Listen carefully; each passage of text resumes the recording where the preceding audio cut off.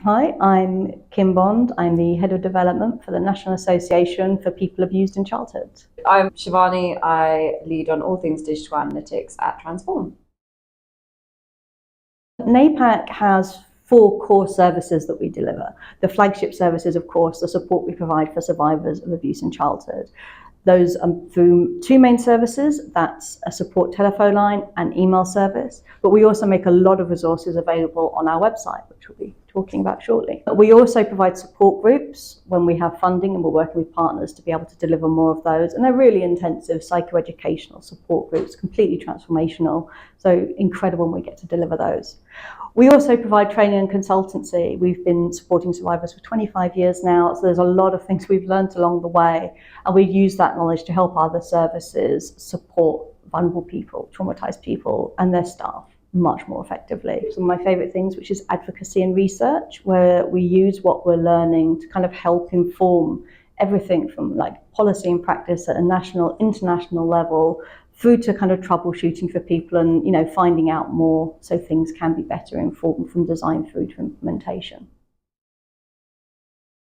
This is quite standard for a lot of our clients. We do a whole kind of data discovery program to really understand the gaps in data and tech and understand, I guess, the business requirements of what your longer term ambitions are, to really dig down into the detail and almost understand the art of the possible and actually build those foundations to get there.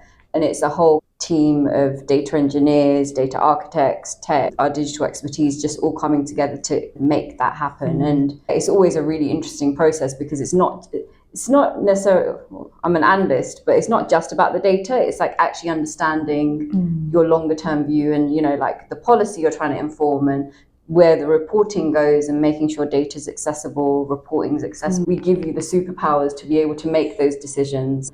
But the thing that really struck out to me, I think, from the beginning was just the data that you collect was so rich and the things that you were already measuring without even having some of the things that we would expect you to have was just really powerful. So you already knew the power of data, you already had it, even though you didn't necessarily have the expertise. But that, I think, was really game-changing, and it meant that we had a really valuable data set to work with.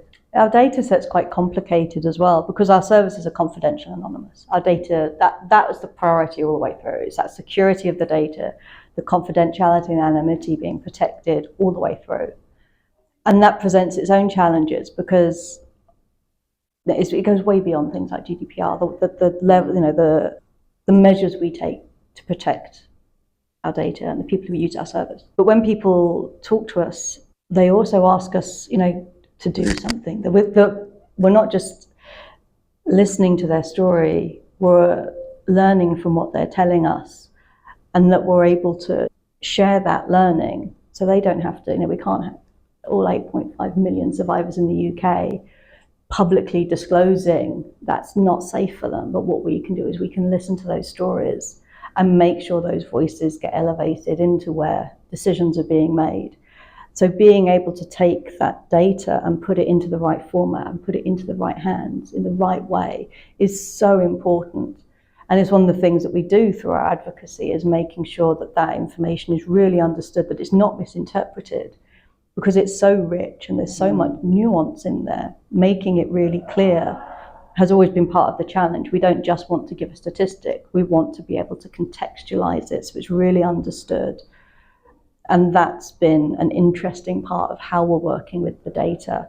And like everything from like some of the sort of practical technical steps we've taken to make sure the data is protected and the security is really strong, through to then, well, how do we analyze it in such a way that we're making sure we're being accurate and we're not misinterpreting things. There was a lot of things that we were basically having to do manually because that was the only secure way to do it whilst preserving the anonymity and confidentiality.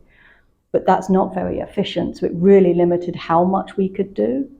And it was seeing that if we're able to present data, if we make that effort, people listen. And that meant they're listening to more survivors. So it was this was really worth it for us to make that connection stronger. I think it's because of the work you'd done originally and you understand the power of data, we were able to do that and actually translate it in a way, because there's a lot of data points that when we looked at it, we were like, oh, we could do this and this, and you're like, no, hold on. There's things that, you know, when survivors don't share data, that's actually telling you something. And we wouldn't have realized that as analysts, but it's having, you know, working more collaboratively allows us to really understand them. Not sharing data is equally powerful because it tells you something about. There's a lot about being trauma informed at the moment. And sometimes it's, you know, understanding a huge amount. And sometimes it's just thinking quite practically about what's the best way to approach a conversation and what that actually looks like. And like kind of managing your expectations as a professional and making sure kind of what you're asking of the people using your service is appropriate. Like, how's that information going to be used? Do you need it? Or is it just, you know, you're kind of doing ticky box forms and like getting past that so you can really prioritize the needs of the people you're working for? I find that really quite exciting, being able to take what we learn and kind of just shape the way we work in that really practical way. The one thing you touched on there, I didn't quite appreciate the big challenge of how much information there is about being trauma informed and mental health out there, seeing all that noise versus knowing what NAPAC actually do and to be able to connect people to the service. In the context with things like the ICSA final report and the ICSA Changemakers work, where we know there was like 7,000 survivors took part in that. It's the biggest public consultation of its kind in UK history. But when we're able to raise like thousands of voices, we're able to really inform change and get that momentum going, because this isn't an easy thing to do.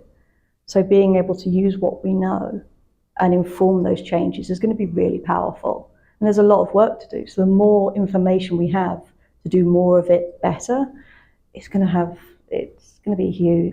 So I have that ambition where I want everyone, every survivor anywhere to be able to access some support, which is why the website's so important. And those things we've been able to do, or you've been able to do on the website, have been huge. Yeah, it's a project, I think, the one I've enjoyed the most. It's so exciting to see where it's going and where we're taking it now. Especially, you know, the way tech is changing so rapidly at the moment, and how, based on NAPAC's ambitions, where that fits in. It's very exciting. One of the biggest impacts isn't something that's really going to be visible externally, and that's all that data that we've collected. It's never all just been something that we can look at in its totality. And there's so much in there that we're able to learn from like longitudinally providing this support, going to academic terms.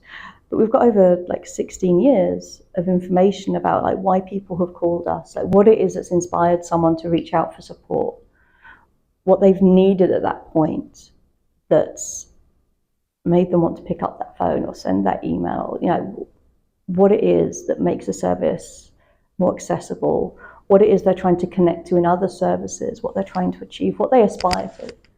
I mean, my research was on the self-identified positive outcomes, because that's what I really wanted, because so much in this work is about the vulnerability, it is about like the trauma, it is about the abuse. But these are people who, you know, want to have happy lives, they want to go on and achieve things. And it's understanding, well, what is it that someone wants? Like what is this support a stepping stone to help them achieve? And that optimism and that positivity and being able to look through that lens. I know when I was first accessing support, it was always really quite tough that everything focused on the negative. And it wasn't about like me as a person and what I wanted to do or achieve. But now we can do that looking across the data. It's like, what is it that's inspired people to get support? Like, how do we improve support provision? What is it people need? How can we make it more accessible? And how can we make it more effective for that person who wants to go on to go back to school, change careers, you know, move to a different part of the country, whatever it is they want to be able to do. Like, how can we make that step easier as well? I suppose it's that thing of having the power to be able to represent the people who use our service better. So that's what I'm really excited about, is that from that really practical, managing our data better, what that enables us to do in terms of our mission for the next 5 years. Because it was something that we kind of knew we had the potential to do it, but we didn't have the resources or the capacity or the tools. And now that's changing, which is quite exciting. The data that we're making more accessible, making it more efficient to run, and actually making it more usable means that, you know, decision makers can Tara, I think I've said this before, but have superpowers when they're making decisions and actually drive it forward ultimately to give survivors the help that they need. And that's really powerful. We've spoken about specific examples, but making it not just accessible for NAPAC, but wider, like policy teams and other government departments. That's why I said it's a project I'm really passionate about because of that reason, because it is all about the survivors. Absolutely. And giving them the support. I think one of the big changes for us, we're a small team, very dedicated, but that also means there's not always as much time to do the things that are nice to do. We have to prioritize the have to do's. And that includes things like reporting. And it would easily take us, multiple days to put a report together, manually doing the data, collating the data, rechecking everything for making sure it's confidential, making sure the sums are right, all those things you have to do. Filling out the forms with the appropriate caveats to make them understand, like there's certain things we can't or won't share, but this is what we can share. So you can imagine this can take quite a few days to put together, and we're doing this, multiple times a quarter. That's quite a lot of my time. Now we'll be able to set this up on the dashboard. So we've got that data already cleansed, already with the caveats. We can just extract it, and then we can spend more time writing that piece that helps them understand the so what of the data and those next steps and where it links in with policy. We're going to have to, spend less time managing the data and more time working with the people.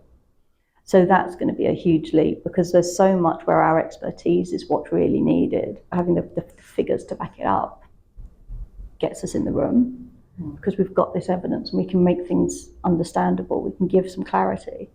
But it's then we have to be able to talk around it and help, connect dots and things like that. So it's going to be transformational in that sense. And it's when I talk about, I think this is going to make us 3 times more efficient. I did maths to work that out in terms of how much time we're going to have to work on the data and with the data to get to the same results. But that also means there's so much more time freed up. You turn that data into information and turn that into an evidence base. So we're able to go out there and do that advocacy to reflect what survivors are prioritizing when they call us. It's like we do a lot of work on justice, because that was a key outcome. Support and justice were 2 big outcomes. And it's things like that, like how we prioritize our mission and how we deploy our mission is going to be informed by this. But it's really exciting that we're going to be able to do more, like when people ask, do we know about this particular topic? We'll be able to much more quickly say yes and what, and be able to shape those conversations rather than potentially being able to provide something, but it might take a week. We'll be able to do things in a much more time-effective way that allows us to make more progress faster, which I'm just really excited about.